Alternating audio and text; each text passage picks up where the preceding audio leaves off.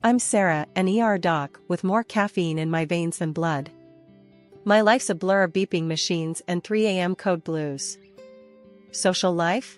What's that? Tonight, though, my friends weren't having any of my excuses. You're coming out with us, Sarah. End of discussion, Jess declared, her voice leaving no room for my usual "I'm too busy" line. So, there I was, shoved into a dress I forgot I owned, standing awkwardly at a loud party packed with strangers, mostly younger than me. The bass from the speakers made the glasses on the makeshift bar rattle. It was the kind of scene I'd usually avoid like the plague, but Jess was on a mission. Loosen up, Sarah. It's just a party, not a freaking exam. Jess nudged me with her elbow, handing me a drink that looked like it could glow in the dark. I don't know, Jess. This isn't really my scene, I murmured, scanning the room. It felt like stepping into another world where the stress of the ER didn't exist. Give it an hour. If you're miserable, we'll bail. Fair? She bargained. Before I could argue, someone bumped into me, sloshing my drink down my front. Shit, I'm sorry, a voice exclaimed. I looked up, ready to unleash a hospital-grade scowl, but stopped short. The guy was about my age, tall, with an easy smile and a helpless shrug. I'm a klutz, he confessed, his eyes crinkling in amusement at his own clumsiness. It's fine. It's just a drink, I replied, my irritation fading faster than I expected. I'm Alex. And you are? He extended his hand, still smiling. Sarah. And a bit damp now, thanks to you. I joked, surprising myself with how quickly I warmed up to his demeanor. Let me make it up to you. Can I buy you another drink? One that stays in the glass this time? Alex offered. I hesitated, glancing at Jess, who was practically bouncing with excitement. Go on, she mouthed. Sure, why not? I found myself saying. Alex beamed and led the way to the bar. So, Sarah, what do you do when you're not being assaulted by drinks at parties? Alex asked as he handed me a safer choice this time, a glass of red wine. I patch people up. I'm a doctor, I answered, taking a sip to hide the nerves I didn't expect to feel. Wow, that's intense. I sell construction materials. It's as exciting as it sounds, he played along. But hey, it pays the bills and doesn't involve blood, so I'm not complaining. We found a quieter corner, away from the thumping bass, and talked more. He was easy to talk to, no pretenses, just straightforward chatter. He didn't flinch at my ER stories, and his anecdotes about mishaps at construction sites were unexpectedly hilarious. As the night wound down, Alex pulled out his phone. Can I get your number? I mean, if you want to grab coffee or something less wet, he chuckled. I laughed, the sound more relaxed and genuine than it had been in months. Sure, why not? As I lay in bed later that night, phone buzzing with a good night text from Alex, I realized I was smiling. Maybe, just maybe, this wasn't such a bad idea. A year flew by, and before I knew it, we were swapping rings and saying I do. Sitting at our new kitchen table, Alex broke the silence one evening.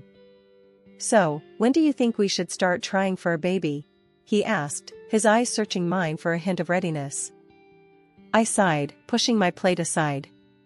Alex, we've talked about this. We agreed, remember? Careers first, kids later. I'm not even sure I'm ready to be a mom yet. He leaned back, the chair creaking under his weight. I know. It's just, my mom keeps asking. You know how she is. I stood up, feeling the walls of the kitchen close in. We are not having a baby just because your mom can't wait. That's ridiculous. The next few weeks were filled with similar conversations. It wasn't just Alex, his mom called almost daily with the same nagging question. One evening, after a long shift, I picked up her call by mistake. So, any good news yet? She chirped as soon as I said hello. Hi, Linda. No news. We're still not planning on kids right now, I replied, trying to keep my voice even. You know, Sarah, you aren't getting any younger. And Alex really wants to be a dad.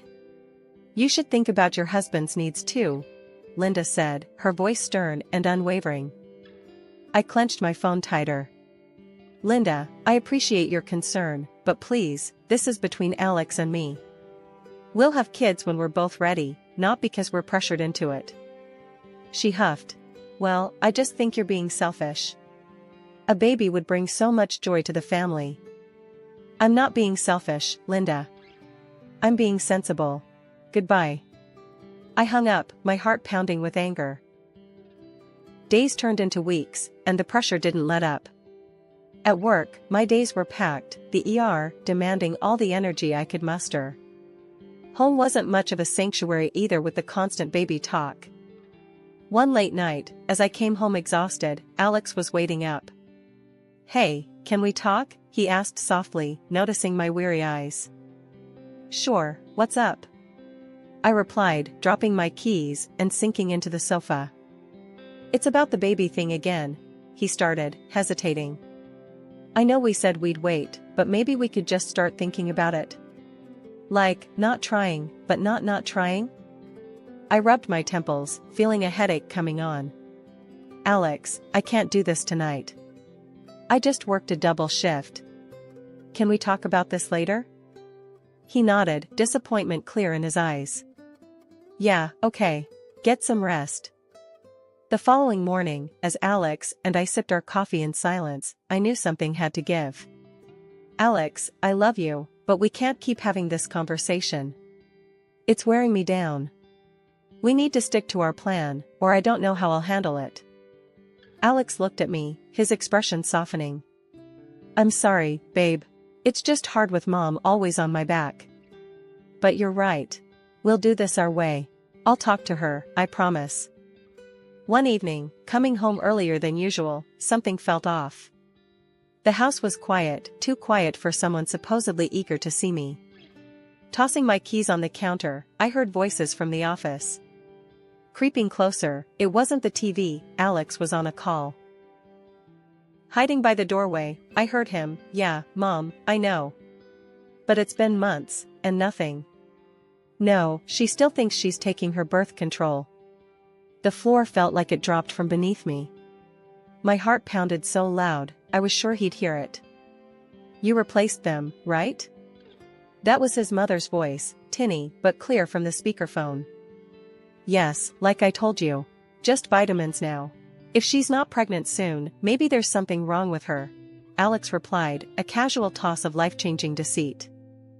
I couldn't breathe, let alone move. When I finally stepped into the room, Alex jumped, fumbling the phone. Sarah, you're home early. Cut the crap, Alex. What did you just say? My voice was ice, each word sharp enough to cut. Alex's face went through 50 shades of panic. Look, we want a family, right? And you said later, but later when? I thought maybe if things just started to happen, you'd. You messed with my meds, Alex? You played with my body like it's some kind of test run? I was screaming now, too loud, too raw. He tried to reach out, probably for comfort, but I slapped his hand away. Don't touch me. You and your mother plotted behind my back, treating me like I'm some broodmare? It's not like that, Sarah. It's just, I want a kid so bad. And Mom, she's always on about it. I thought if you got pregnant, you'd be happy. Happy? I was nearly breathless with rage. You decided to trick me into being happy? We need to calm down. Let's just sit and talk about this. We can fix it, Alex pleaded, his voice a mix of desperation and stupidity. There's nothing to fix, Alex. You broke us. You broke everything. I grabbed my coat, storming past him, his apologies just noise in the chaotic storm inside me. Family means everything to me, so despite the betrayal, I agreed to meet Alex halfway. We needed to clear up any doubts about our health, especially since he'd been messing with my birth control. We decided to get checked out at the clinic where I work, which made me feel a tad more in control of the situation. The day we went in for testing, the clinic was quiet, familiar. I felt my colleagues' curious eyes on us, but they respected my privacy. After the tests, the wait for the results felt like an eternity. Alex tried to make small talk, maybe to ease his guilt, but I just couldn't. When the results came in, I was alone in my office. I opened the envelope with a mix of fear and hope. My results were clear, no issues at all. Then I looked at Alex's. My heart sank reading the words, male infertility due to a physiological issue. It meant that all along, the problem wasn't me, and all his accusations and manipulations were for nothing. I needed a second opinion, just to be absolutely sure. I called up my friend Mara, a reproductologist. "Hey, Mara, can you look over some test results for me? It's important." Mara met me for coffee, and I handed her the documents discreetly. She reviewed them quietly, her expression serious. Finally, she looked up. "Sarah, these results are conclusive.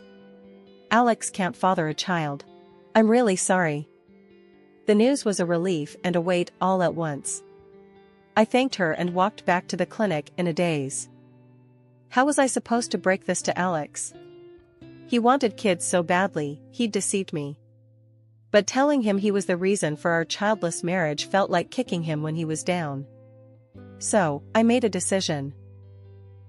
That evening, as we sat in our living room, the setting sun casting long shadows, Alex turned to me, anxious. "So, what did the tests say?" I looked at him, my heart heavy with the secret I was about to keep. "We're both fine, Alex. There are just some minor issues, nothing we can't handle. We just need to keep trying." He exhaled, relief washing over his face, and I felt a pang of guilt for the lie. "That's great, Sarah. I was worried. We can work through this, right?" "Yeah, we can try." My words felt hollow even to my own ears. We spent the next few days in a tentative peace, but the lie festered inside me. I watched Alex as he started making plans, talking about future kids with a hope that stung my conscience. I tried to feel happy, to share in his optimism, but the truth was a barrier between us. One night, unable to sleep, I slipped out of bed and went to the living room. The moonlight streamed through the window, casting shadows that seemed to mock my turmoil. I dialed Mara's number. "Mara, it's me." I lied to him. Told him we're both okay. Mara was silent for a moment. "Sarah, I get why you did it, but this isn't something you can hide forever. He's going to find out eventually." "I know, but how can I crush him with this? After everything, how can I be the one to break him completely?" "It's not about breaking him, Sarah. It's about being honest with each other. This lie won't help either of you in the long run." Life threw us a curveball when Alex got offered a big promotion. It was a fantastic opportunity for him, but it meant moving to another state. I could see how much it meant to him, how his eyes lit up talking about the possibilities. He wanted it, and he wanted me there with him. Despite everything, our private struggles and the lies hanging between us, I said yes. Family was supposed to stick together, right? Leaving my job at the bustling ER in our hometown was harder than I thought. I loved the place, the pace, and the people. I was part of a team, a community. Moving meant leaving all that behind for a quieter, smaller clinic that, frankly, didn't spark the same passion in me. But I kept these feelings to myself. Alex was riding high on his new job, and I didn't want to be the rain on his parade. Our new life in a new city was different. I landed a job at a private clinic. It was okay, but it lacked the adrenaline rush of my previous ER shifts. I missed my old colleagues and friends terribly. The move also took its toll on our personal life. Alex buried himself in his work, and the issues we skirted around, like the ticking bomb of our non-existent family planning, started to resurface, but differently this time. Every month, like clockwork, Alex's mom would ring him up to ask if there was any good news. I wasn't privy to their conversations, but I could see the change in Alex afterward. He grew more distant, more sullen. One evening, after one such call, he let it all out on me. "We're not getting any younger, Sarah. You're a doctor. Shouldn't you be able to sort this out? Figure something out?" His words were like slaps, harsh and blaming. I was setting the table for dinner, and his words made me pause, hands trembling slightly. "Alex, that's not fair. You know it's not that simple." He scoffed, tossing his phone on the couch. "What's not fair is you not doing enough. Maybe if you were home more, instead of always at your new job, things might be different. That's not how it works, and you know it. Being at home more isn't going to change our situation," I shot back, frustration boiling over. His ignorance, or was it denial, about our real issues was maddening. He turned away, muttering something under his breath about how maybe a better doctor would have fixed it already. I wanted to scream, to tell him the truth about his own condition, but I bit my tongue. Telling him wouldn't just hurt him, it could shatter whatever was left of us. So, I swallowed the truth, along with my anger, and kept the peace. As the months turned into a year, and then two, the pattern continued. Alex started staying late at work, often going away on weekends. His excuse was always the same: "I don't want to sit at home alone waiting for you to finish work." Each time he said it, it stung. It felt like an excuse, a way to avoid facing our reality together. I spent many nights alone, wondering if the gap between us was growing too wide to bridge. Our wedding anniversary was supposed to be a milestone, a celebration. I decided to make it special, despite the growing distance between Alex and me. I took a few days off, booked a cozy hotel, and planned a surprise dinner at one of the nicer restaurants in town, thinking maybe, just maybe, we could rekindle something. The day came, and I was a bundle of nerves, mixed with a bit of excitement. I left work early, got dressed up, and headed home to pick up Alex so we could start our evening together. But when I got there, the house was empty. No note, no text. Nothing. I called him, no answer. I tried not to panic and called again. Still, nothing. That's when I remembered the tracking app we both casually used to keep tabs on each other's whereabouts. I pulled up the app, hesitating for a moment, before I tapped the screen. There he was, not at work like he said he'd be, but at some restaurant across town. A part of me hoped, ridiculously, that he was planning his own surprise. Maybe this was some elaborate setup? Clinging to this hope, I caught a taxi and headed to the address on the app. I arrived at the restaurant, my heart pounding in my chest. I walked in, scanning the room until I found him. There he was, sitting in a dim corner, but he wasn't alone. Across from him was a woman, blonde, laughing at something he said. My stomach turned as I watched him reach out and touch her hand, his smile wide and genuine in a way I hadn't seen in months. I stood there, frozen, as he leaned closer to her, whispering something that made her laugh again. That's when he did it, reached over and gently stroked her stomach. It was a small gesture, but it told me everything I didn't want to know. Feeling like I was going to be sick, I backed out of the restaurant. Once outside, I let the cool evening air hit my face, trying to collect my shattered thoughts. I should confront them, make a scene, something, but I couldn't. Instead, I got into the taxi, my hands shaking, and told the driver to just drive. As we moved away, my mind raced. All the late nights, the weekends away. It wasn't just work. It was her. Maybe it had always been her. Suddenly, I remembered the clinic results then, how they said Alex was infertile. A bitter laugh escaped me as I realized the absurdity of the situation. His mistress couldn't be pregnant by him. The irony was too much, and for a moment, I actually grinned amidst the tears. The taxi pulled up to our house, and I went inside one last time. I packed quickly, grabbing only what was necessary. Clothes, some personal items, and my dignity. I left behind anything that reminded me of Alex, of us. With my bags in hand, I called another taxi and directed it to take me to the hotel I originally booked for our anniversary. The hotel room was supposed to be a romantic getaway, but now it was just a quiet space to start figuring out my next steps. The morning after I checked into the hotel, I made a call to a lawyer recommended by a friend. I needed to sort out the divorce, and quick. My husband had tried calling multiple times since last night, but I wasn't ready to hear his excuses. I didn't pick up. At the lawyer's office, he laid out the steps for the proceedings. Given the circumstances of infidelity, you have a strong case for a favorable settlement, he explained, shuffling through some papers. Let's just get this over with, I replied, my tone flat. The lawyer nodded, understanding the urgency, and reached out to Alex to set up a meeting. The day of the meeting, I walked into the lawyer's office to find Alex and his mistress already there. My stomach turned seeing them together, but I kept my composure.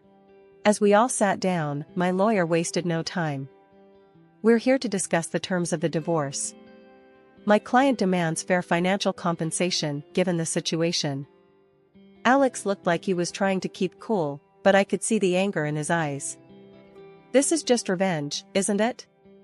You're doing this because you feel inferior, because you couldn't give us a child, he shot back, his voice rising. The lawyer remained calm. Alex, the fact of your infidelity is not in dispute here. The consequences are clear and supported by the law. This isn't about revenge, it's about justice and rightful compensation. Grudgingly, Alex agreed to the terms, but as we were about to wrap up, his mistress suddenly stood up, wincing and clutching her stomach. It was clear her water had just broken. Sarah, can you? Alex started, panic lacing his voice. She needs a hospital, not me, I said sharply, standing up. I'm not the person you should be asking for help. Nevertheless, chaos ensued, and we all ended up rushing to the hospital with her. At the hospital, the scene was hectic as she was whisked away to the delivery room. Hours later, the news came, she had given birth to a healthy baby boy, but the child was clearly not Alex's. He was black, and both Alex and his mistress were white. Stunned, Alex turned to me, confusion written all over his face. Sarah, is this some sort of mistake? How can this? I couldn't help it, I burst out laughing. It was too much, the irony, the shock on his face. Alex, remember the infertility results? You're not the father. You never could be. His face drained of color as I handed him the divorce papers and the medical certificate that confirmed his condition. As he read the documents, reality hit him hard. He finally understood the full extent of his actions and their repercussions. Leaving the hospital, I felt a strange mixture of relief and vindication. Alex's calls flooded my phone as soon as I walked out, each one begging for forgiveness. But I was done. I blocked his number and didn't look back. Back in my home city, walking into the prestigious hospital where my career really began, I felt a rush of familiarity and relief. It was like stepping back into a life I'd almost forgotten, one where I was valued and respected. My colleagues welcomed me with open arms, their smiles and hearty welcome backs filled me with warmth. However, not everything was smooth. Linda, my ex-mother-in-law, started calling me frequently, her voice always carrying a tone of desperation. Sarah, you need to come back to him. He's a mess without you, she would say, her demands growing more insistent with each call. I tried to be patient, to explain that it was over, but she wouldn't listen. One day, she showed up at the hospital unannounced. Her appearance was disheveled, her eyes frantic. Sarah, you have to fix this. Alex has started drinking, he's lost his job because of it. I'm supporting him now. He needs you, she pleaded, causing a scene in the middle of the lobby. I took her aside, keeping my voice low and firm. Linda, I am not responsible for Alex anymore. We are divorced. He is not my concern. Please stop contacting me and do not come here again. Her face twisted in anger, and she began to shout, drawing the attention of patients and staff. You owe him. You can't just abandon him, he's your husband. He was my husband. I owe him nothing now. This is a hospital, Linda. You need to leave, or I will call security, I responded, my patience finally wearing thin. She continued to argue, but I walked away, signaling to one of our security officers who promptly began to escort her out. When she resisted, I didn't hesitate, I called the police. Despite the drama, life got better day by day. I reconnected with old friends and made new ones. I was involved in some groundbreaking projects at the hospital, and my work was fulfilling. The respect from my colleagues and the gratitude from my patients reminded me daily why I love this job.